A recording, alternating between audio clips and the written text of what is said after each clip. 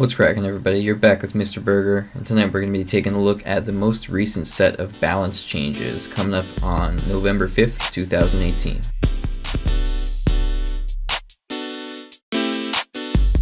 So first things first, we're going to be taking a look at the official Clash Royale YouTube video, taking a look at all these changes. So we got the Royal Ghost, he's getting a 6% HP nerf. We got the Royal Hogs getting a 6% damage nerf.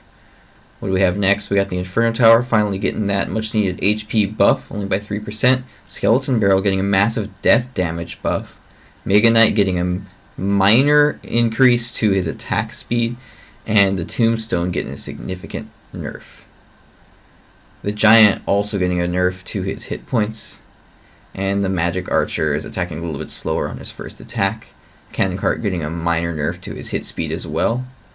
Dark Goblin was the player choice over archers, getting a minor buff to his damage. A lot of the pros complained about that one and would have preferred archers over Dark Goblin, but hey, Dark Goblin won the vote. I'm kind of happy because I like him. Alright, so for this part of the video we're going to be taking a look at the official balance changes and what Supercell said about them, and I'm going to give you guys a little bit of my personal opinion on each of these balance changes, what I think they did well, and how I think it's going to play out, and maybe how they could have done things differently. And at the end here I think I might include some of my things that they should have included, in my personal opinion, that they did not include in this particular set of balance changes. So one thing, the Royal Ghost is getting significant nerf to health. It's actually 9%, not 6% as they showed in the video. So we can see here minus 9%. And you know, I think that that's pretty important. I think that it's pretty necessary, because he's been just a powerhouse of a card for a long time. He's been, you know, kind of held that 3 elixir cost mini tank splash damage spot, you know, similar to like a Valkyrie, plays a similar role to Dark Prince Valkyrie, or even like Knight or Ice Golem. He's held that role for a while now. He's had like the highest usage rate, I think, and win percentage in grand challenges of practically any card. I think, if I'm not mistaken, he's had really high statistics basically for a long time now. He's been nerfed a few times. And I think that even though he's getting nerfed hard here, he's still going to be pretty significant, because he has those unique mechanics. He has that kind of, you know, ability to go invisible, and he's got that splash damage, and he's relatively tanky. So this will just make him a little bit less tanky, but he'll still have all those unique mechanics, especially that invisibility. He's the only unit in the game that has that kind of invisibility mechanic built into him. Alright, so the next thing that they are changing here is the Royal Hogs. Oh, and one last thing about the Royal Ghost. Because of this nerf, I think that they're going to, you're going to see an increase in the usage of the alternative mini-tanks, you know, like the Knight and the Ice Golem and the Valkyrie, and maybe even the Dark Prince. And now on to the Royal Hogs. I think that the Hogs, this is a much needed damage reduction. One thing that they didn't point out so much in the video, I think, is that they actually are reducing their mass by 50%. So I think what that means is that's one of those kind of hidden stats. In fact, I made a post on Reddit a long time ago about how they need to include some sort of a weight statistic. You know, a mass statistic would be very similar, same concept. Anyway, it's kind of like how much space they take up and how heavy they are, so how strong they are against pushing other units out of the way. So this mass reduction, I believe what it'll do to them is it'll make it even more difficult for them to connect to the tower. So things like, you know, skeleton armies and other swarm units are going to be like, you know, being able to destroy them quicker, because they won't be able to be pushed out of the way as easily. So I believe that's what we're going to see. And on top of that, you're also going to see just the straight up damage nerf. So I think that's necessary. These guys have been really strong for a really long time now, and they've tweaked them a few times. And just that minor increase to their initial attack speed is what made them super strong, honestly. It was after that buff that they got, you know, all over the meta. So it's interesting to see that they've had to nerf them a few times just because of that one buff. Alright, next we have the Inferno Tower. Hit points plus 3%. This is a really needed buff. It's been outshined by Inferno Dragon and other buildings like Tesla or Tombstone for a long time. And the Tombstone being nerfed on top of all of that, that's kind of an indirect buff to all the other defensive structures, because it plays that role, that similar role. But we'll get to that Tombstone again in a little bit. Let's talk about the Inferno Tower now. So the pros have been calling for this buff for a long time. It's kind of been outshined, like I said, by those other cards, and it's just, it needs a buff. it plays that role of being that powerhouse defensive structure against heavy beatdown units, especially for control type decks and decks like bait. And it's just been suffering. Those type of decks have been suffering a lot lately, and beatdown's been really strong. So this significant buff to the, or not really significant, but this minor buff to the Inferno Tower, I think will shut down those beatdown decks a little bit. So we're not going to be seeing nearly as much beatdown, and I think it'll give those control decks a bit of a buff, and it'll definitely give log bait a buff. And I think we'll be seeing log bait decks with Inferno Tower in them again more often, especially with that buff to the Dark Goblin, which I'll be getting to in a little bit here as well. Alright, what about the Skeleton Barrel? So for the Skeleton Barrel, I think it's an interesting tweak.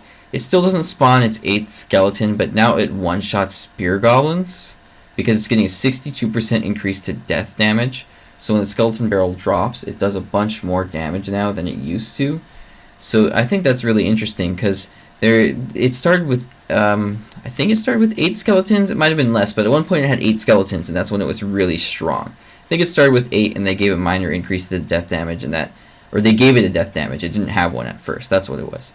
And then that made it kind of meta. And then they nerfed it down to 6, and it just wasn't very good, and they buffed it back up to 7, and I think they should have just brought it back up to 8.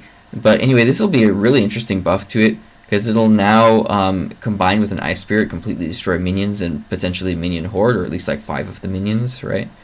And it'll be able to, of course, kill the regular 3 minions with an Ice Spirit. It'll also one-shot Spear Goblins, so I don't think it'll take out Goblin gangs, but it'll take out Spear Goblins in the Goblin gang, Spear Goblins from the Goblin Giant, so on and so forth. So it'll make it more interesting to see how it can be used offensively, and it's more of a threat now because it'll do more damage to the tower if it connects. And it can also be used defensively because you can use that death damage to your advantage. Make sure that it pops on top of your opponent's support or whatever, or to clear out their swarm unit and destroy, you know, most of their Goblin gang or all their skeletons or something like that.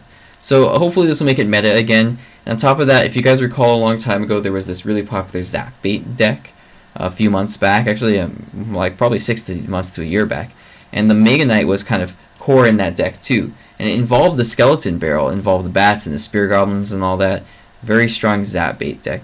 So the Mega Knight buff, he attacks a little bit faster, and I know that I said he's getting like an attack speed, I think increase or something earlier. What I mean is he's attacking faster is what I'm trying to say. 1.8 seconds, so technically it's a decrease in his attack speed in a way, but what I'm getting at is that he attacks faster, so it's a buff overall.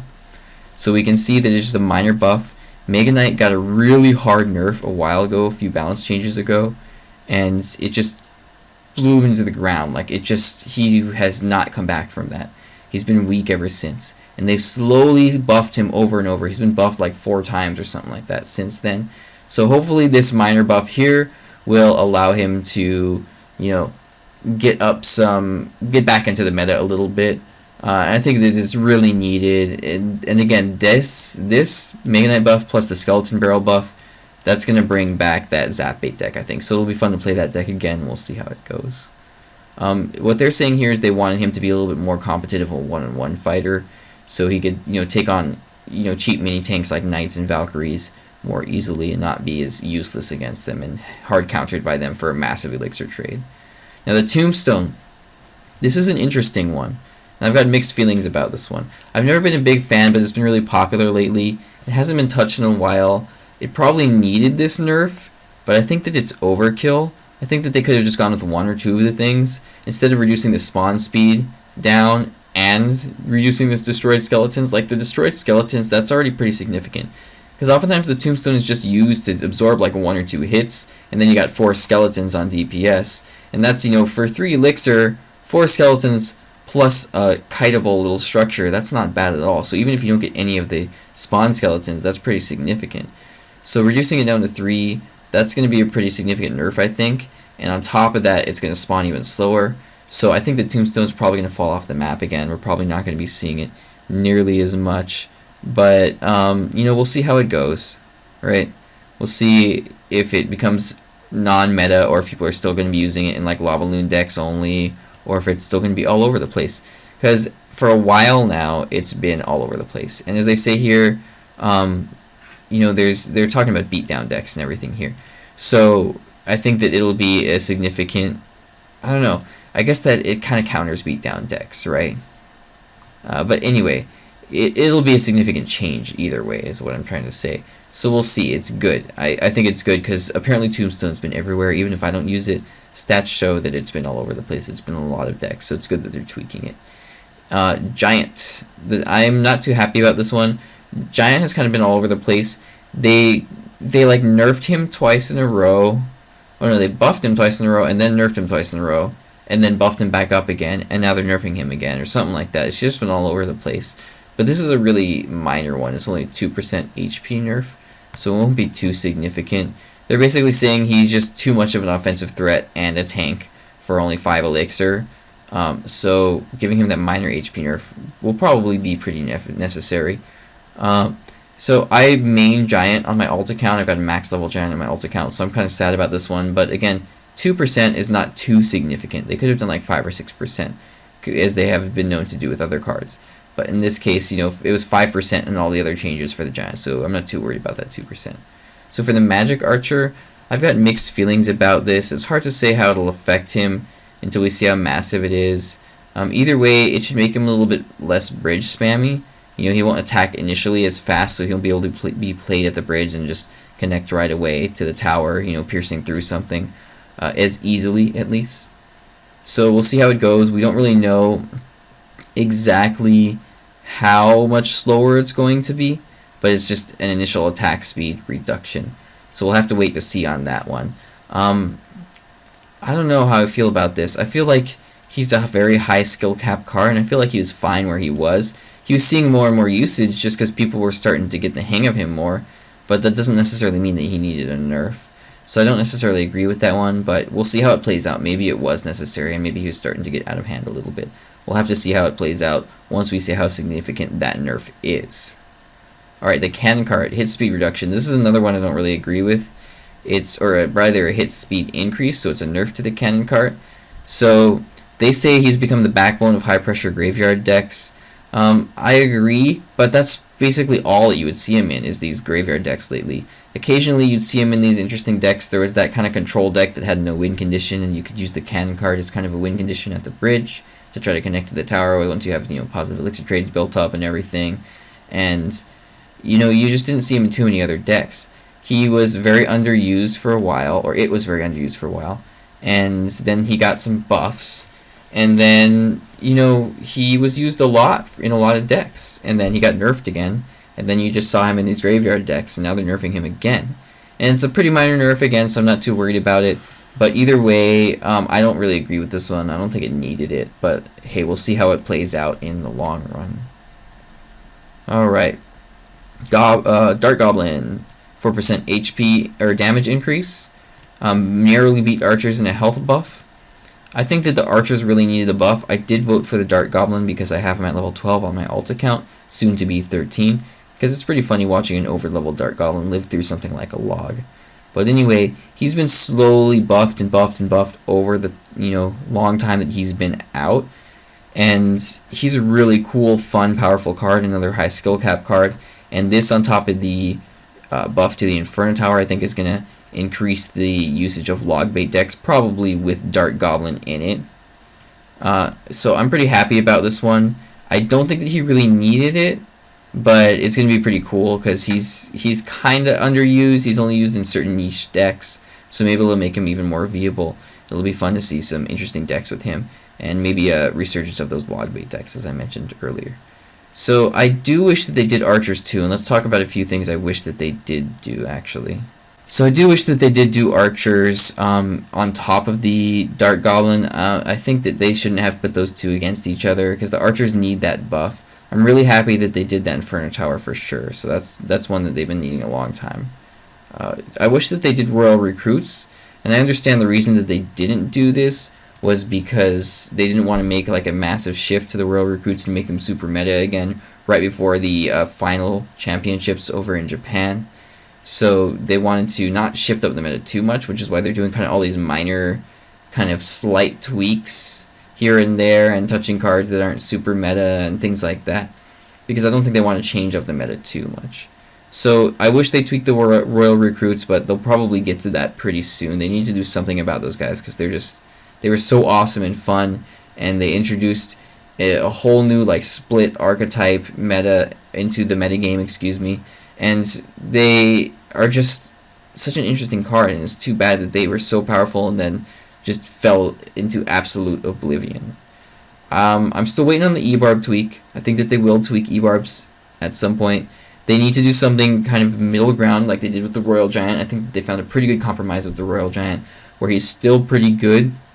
He's not as much of a beast over leveled on ladder, and he's pretty easy to answer, but he's more competent at tournament level standard and at max level, you know, at higher level and max level decks and things like that. So I think that they'll be able to find a nice little tweak to those E-Barbs at some point, but hey, we'll wait and see. Other than that, there's always going to be cards here and there that they could have adjusted and that you can make an argument for, like, oh, it's really important they left this out, they should have included that. But you know what? They can only do so many, and they did 10 different cards in this particular balance change, and it was kind of a minor balance change or set of balance changes. So I'm pretty happy with what they did. The community is happy with what they did. I believe that, you know, it's one of the best, most well-received balance changes in a while that they've released, or that they've talked about that they're going to release. Alright guys, that is it for my take on the balance changes coming up within the next few days. Make sure that you give this video a thumbs up if you enjoyed it, and leave a comment in the comment section below. Let me know what you guys think of this set of balance changes, because I'd love to hear what you have to say, and I'll be sure to respond to them. Thanks so much for watching, guys, and have a good night.